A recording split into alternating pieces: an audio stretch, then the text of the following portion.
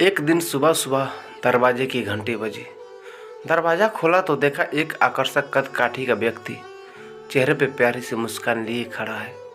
मैंने कहा, जी कहिए। तो उसने कहा, अच्छा जी, आप तो रोज़ हमारी ही गुहार लगाते थे और सामने आया हूँ तो कहते हो जी कहिए। मैंने कहा, माफ़ कीजिए भाई साहब, मैंने पहचाना नहीं आपको। तो कहने लगे, भाई साहब मैं वो हूँ जिसने तुम्हें साहब बनाया है।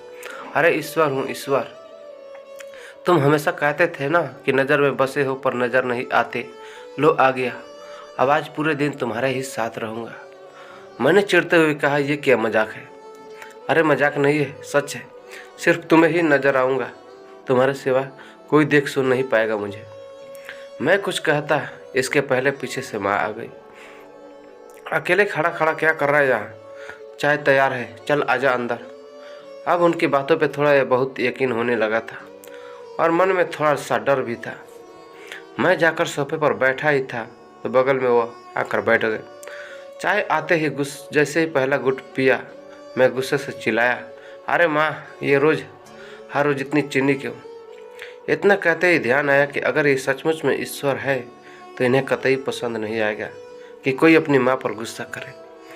अपने मन को शांत किया और समझा भी दिया कि भाई तुम किसी की नज़र में हो आज, ज़रा ध्यान से। बस फिर मैं जहाँ जहाँ वो मेरे पीछे पीछे पूरे घर में। थोड़ी देर बाद नहाने के लिए जैसे ही मैं बाथरूम की तरफ चला तो उन्होंने भी कदम बढ़ा दिए। मैंने कहा, प्रभु यहाँ तो बख्श दो। खैर नहा कर तैयार होकर मैं पूजा घर में गया। यकीनन पहली बार तन्मयता से प्रभु वंदन किया, क्योंकि आज अपनी ईमानदारी जो साबित करनी थी।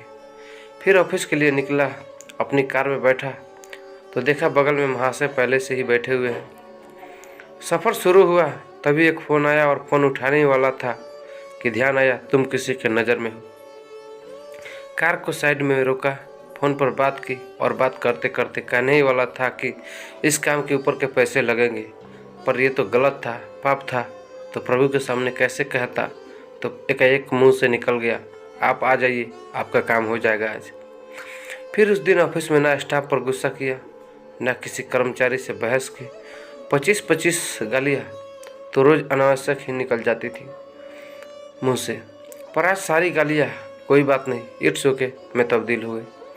वो पहला दिन था जब क्रोध, घमंड, किसी की बुराई, लालच, अपशब्द, बेईमानी, झूठ, ये सब मेरी दिनचर्या का हिस्सा नहीं बने।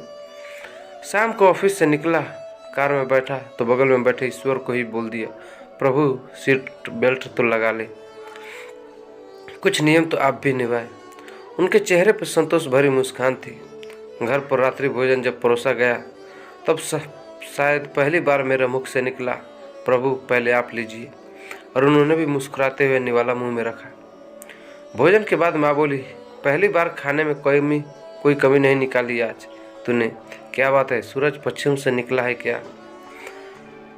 मैंने कहा, माँ आज सूर्योदय मन में हुआ है, रोज़ मैं महज खाना खाता था, आज प्रसाद ग्रहण किया है माँ, और प्रसाद में कोई कमी नहीं होती। थोड़ी देर टहलने के बाद अपने कमरे में गया।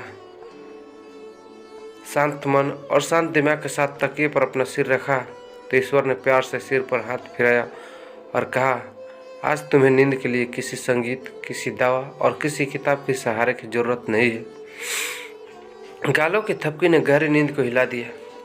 कब तक सोएगा, जाग जा अब, माँ की आवाज़ थी। सपना था शायद, हाँ सपना ही था, पर आज का यह सपना मुझे जीवन की गहरी नींद से जगा गया। अब समझ में आ गया उसका इशारा, तुम मेरी नज़र में हो। जिस दिन हम ये समझ गए कि वो देख रहा है हमें, उस दिन से हमारी जीवन यात्रा सरल और सुखद हो जाएगी, बिल्कुल इस सपने की तरह, बिल्कुल इस सपने की तरह। तो दोस्तों, ये कहानी कैसी लगी कमेंट बॉक्स में लिखिएगा और ऐसे वीडियो देखने के लिए चैनल को सब्सक्राइब कर दीजिए, वीडियो को लाइक कर दीजिए।